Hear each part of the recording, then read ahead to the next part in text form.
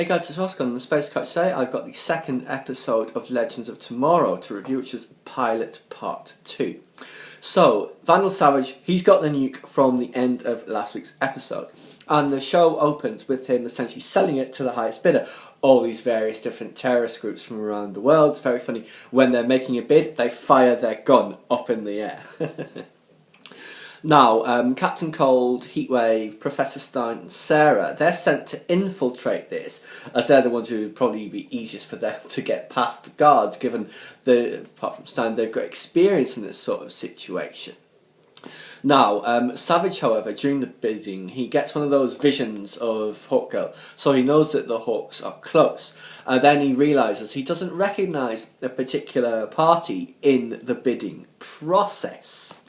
Now, so obviously that means they end up having to fight their way out. It all descends into chaos, of course, as you would expect. A huge fight scene, really cool to watch on the television. Vandal Savage is watching all these guys fighting, you know, like Atom's there in a suit, Cold and Heatwave with their guns, Sarah doing all of her training, and he just looks absolutely delighted. It's something new, you know, it isn't boring, which obviously when you're 4,000 years old, everything is boring now.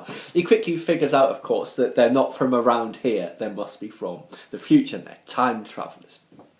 Now, during that great big battle, a piece of the Atom suit gets broken off, which they don't discover straight away, and it is, of course, found by Savage's henchmen who want to reverse engineer it. However, their attention is a bit more focused on the fact that in attempting to escape the sudden appearance of the team, Savage set off the nuke. Well, he didn't set off the nuke. He started the nuke's countdown sequence for 2 minutes. So Jax, as Firestorm Stein, he has to absorb the nuclear blast. It was really cool. I mean, he absorbs the nuclear blast as a big mushroom cloud, and that all kind of like sucks back in. He stood there in the middle of a giant crater in the ground.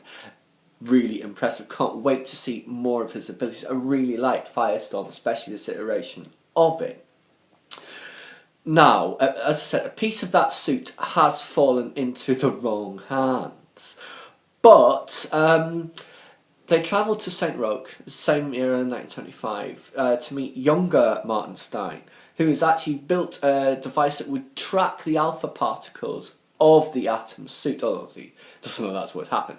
So Jax, Sarah and Stein go off to meet younger Stein. It was really funny. Younger Stein's completely smitten with Sarah, and they go back to his place and she's trying to get him to talk about stuff, and he's like smoking lots of cannabis, and like Jax is just staring at older Stein saying, "Is this actually you?" It was really funny. Great humour between all those guys. However, he dawdles too long, and then Sarah ends up knocking him out with a bong, so they can take the alpha tracker and find a piece of equipment.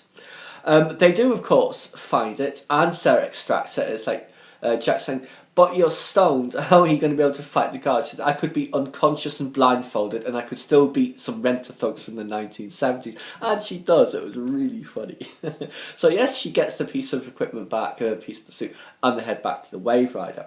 However, young Stein has trapped them to the Wave Rider and follows them on board. It's like they go on board and then they hear him talk. Say, "What the hell are you doing here? You should not be here. You should be at the mixer where you're going to meet your future wife." And Martin looks at his hand, and the ring, his wedding ring, is flickering in and out of existence. You know, it's like he's messing with his own personal timeline. If he doesn't get his younger self to that party, he never meets his wife, and who knows what consequences that would have.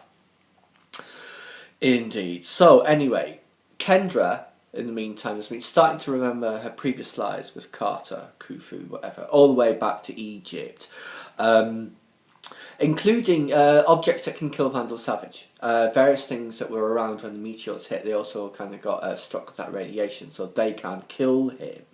She manages to recall a dagger that had some inscription written on it that will kill Savage.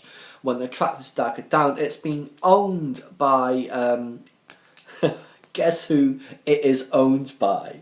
Vandal Savage. Because they send Captain Cold, Heatwave and Ray Palmer to break into the house where this dagger's being kept, retrieve it. They discover who the owner is the hard way. Yes, it was very funny. Yeah, Heatwave says, "You'll never guess who owns this house." Yeah, no surprises, of course. So the team, obviously, they are going to go and rescue them. Obviously, Vandal Savage wants them to turn up. You know, he says, "I'm looking forward to meeting at least two of them again." However, it does not go according to plan. He actually kills Carter with that knife and badly wounds Kendra. They do manage to extract her, though they have to leave his body. And the team obviously is completely devastated at the loss of one of their own. Obviously, he's figured out, Savage, that they're time travellers, so he's going to be keeping an eye out for them every single time. Everywhere that he goes, he's going to expect to see them. And yeah, thanks to Martin Stein, he knows they're time travellers. When Stein at the nuke buy talks about, "I doubt you have enough fissionable material in this era to construct a bomb," and he's like, "This era?" Silly, silly Martin Stein. His pride always gets the better of them. So in the wake of their defeat, the team, they decide they're gonna get revenge for Carter. You know, they're gonna kill Savage, they're gonna save the future, and they're gonna change their own destinies. It's like as Captain Cold says, "We didn't know Carter from Adam, but you take down one of our team." Exactly. You don't want him as an enemy. You don't want any of them as your enemy, you know? I mean, even the one who you might consider as a little bit fluffy, like, say, Ray or Jax, they can kick ass, seriously. So, yes, another cracking episode. Highlight for me was Sarah, Jax, and Old Stein with younger Stein. It was very, very funny, the interactions between them. Savage, I still really like his character. He's proper menacing, you know. It's like, although seriously, the team has got to learn to not confront him alone or just the Hawks. All of you go at him at once. We'll see if they learn that lesson. I doubt it, because you know they never learn anything in TV shows about how to attack the big bad. Can't see Vandal Savage lasting past one season though. I'm sure there'll be other big bads that they're gonna come across. But no, episode 2 continues along very nicely. I'm thoroughly enjoying it. Now we've got all the exposition out of the way, we can just get into the story. And I think there are all now those characters for me, you know. I mean, you see them as Jax, as Stein, as Rip Hunter, as Sarah. You know, it's like they have fitted in. And I'm really looking forward to seeing where the rest of the season goes. Please subscribe to my channel if you enjoyed this content. Leave me a comment or a suggestion on an upcoming topic, TV show, film, book, whatever you'd like to see me review. Or like the video.